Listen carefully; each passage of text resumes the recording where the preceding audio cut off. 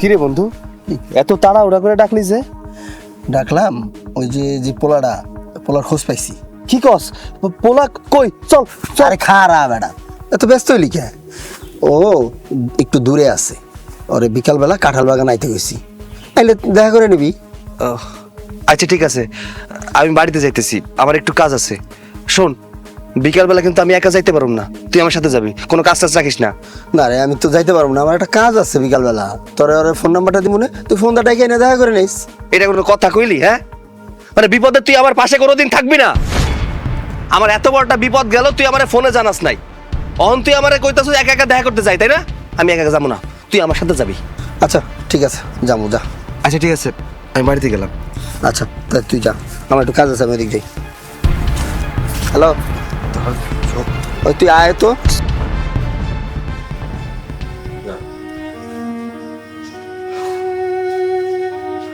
হায় রে কপাল, একেবারে দেবদাস হয়ে শুয়ে রইছস। আরে ওঠ, এই দেবদাসগিরি থাকবো না, একটা সুখবর আনছি। সুখবর? কে খুশির খবর? কইতে তো দিবি আমারে। শোন, ঘটক লাগাইছিলাম, তোরে তো জানাই নেই। ঘটকে আমারে আজকে 3টা মাইয়ার ছবি দেখাইছে। একটা মাইয়ার নাম পারভিন, ওটার আমার খুবই পছন্দ হয়েছে। বাজান রে, তোর সঙ্গে যা মানাইবো না, তুই দেখলে তুইও পাগল হয়ে যাবি। না মা, আমি কোনো মায়ের ছবি দেখতে চাই না। আমার মনের ভিতরে শুধুমাত্র একজনের ছবি আঁকা, সে হলো রূপা। রূপারে ছাড়া আমি অন্য কোনো মায়ের বিয়ে করতে পারবো না। আমি না এটা বুঝলাম না, আমার পেটের থেকে কেমনে একটা নির্লজ্জ বেহায়া সন্তান আমি পয়দা করছি। হ্যাঁ, এই তোর লজ্জা লাগে না? হ্যাঁ, লজ্জার সঙ্গে তো খায়া বইছস। যে মাইয়া তোরে এত অবহেলা করতেছে আর সেই মাইয়ার পিছে পিছে ঘুরতেছে, রূপা রূপা রূপা। আমি যেটা করলাম ওইটাই হইব, তুই যাবি দেখবি মাইয়া? না, আমি নির্লজ্জ হই আর বেহায়া হই। আমি সংসার যদি করি, রূপার লগেই করুন, আর জীবনে কোনোদিন কোনো মায়ের লগে সংসার করুন না আমি। জীবনে তো মার কথা শুনবি না, তো যা মন চায় তুই তাই কর।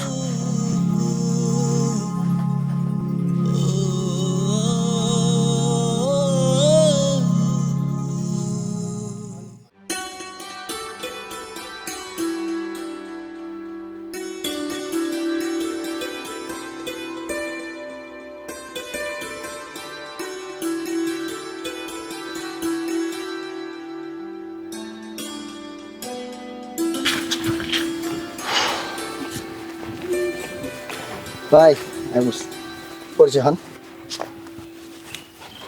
আসসালামু আলাইকুম। ওয়ালাইকুম আসসালাম। আপনার সাথে দেখা করার জন্য আমি অনেক দিন থেকে আপনাকে খুঁজতেছি। আপনার কিছু কথা কইতে চাই। আমার সাথে দেখা করার জন্য? জি। আমি তো ঠিক চিনলাম না আপনাকে। চিনবেন, পরিচয় দিলে ঠিকই চিনবেন। আসলে আমি একজন প্রবাসী, আমার নাম জলিল। আপনি যে মায়ার লগে প্রেম করেন, যারে বিয়ার আশ্বাস দিছেন, সেই মায়ার হতভাগা স্বামী আমি। আরে কি বলেন এইসব? আমি আবার কাকে আশ্বাস দিলাম? তাছাড়া আমার সাথে তো এরকম কারোর কোনো সম্পর্ক নাই, আমি জানি না তো কে কার কথা বলতেছেন আপনি। আমি রূপার কথা কইতেছি। আপনি যারে ভালোবাসেন, যে আপনারে অন্ধের মতো ভালোবাসে, ভাইজান, ও আমার খুব শখের বউ। আমি ওরে বিয়া কইরা বিদেশ চলে গেছিলাম শুধুমাত্র একটু সুখের আশায়। টাকা পয়সা কোনো কিছুর অভাব নাই আমার। আমি অনেক টাকা কামাইছি শুধুমাত্র আমার বউরে একটু সুখে রাখার জন্য। দিনের পর দিন, রাতের পর রাত, খাইয়া না খাইয়া কষ্ট করে ইনকাম করছি শুধুমাত্র আমার পরিবারের জন্য। কিন্তু দেশে আইসা শুনি ও আপনার লগে প্রেম করে। আরে ভাই, আপনি ভুল বুঝতেছেন রে, আসলে আমার সাথে কারো প্রেম নাই। তাছাড়া আমি রূপর টুপর কাউকে চিনি না আমি এরকম।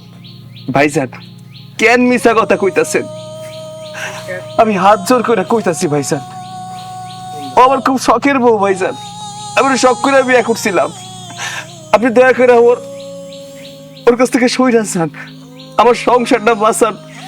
আপনি যদি আমার সংসারটা ভাঙ্গা দেন, তাহলে শুধু আমার সংসার না, ওর পরিবারটাও ধ্বংস হয়ে যাইব।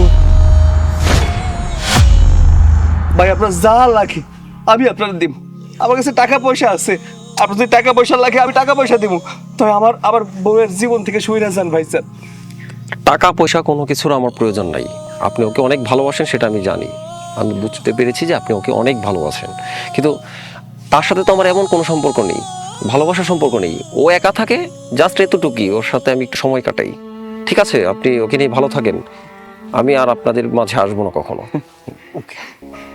ধন্যবাদ। আপনি সত্য কথা কইতেছেন, আপনি আমার বউয়ের জীবন থেকে সরে যাবেন? ভাই ভাই আপনাকে অসংখ্য ধন্যবাদ ভাই, আমার সংসারটা বাইসে যাইব ভাই। ঠিক আছে ভাই, ভালো থাকবেন। জি জি।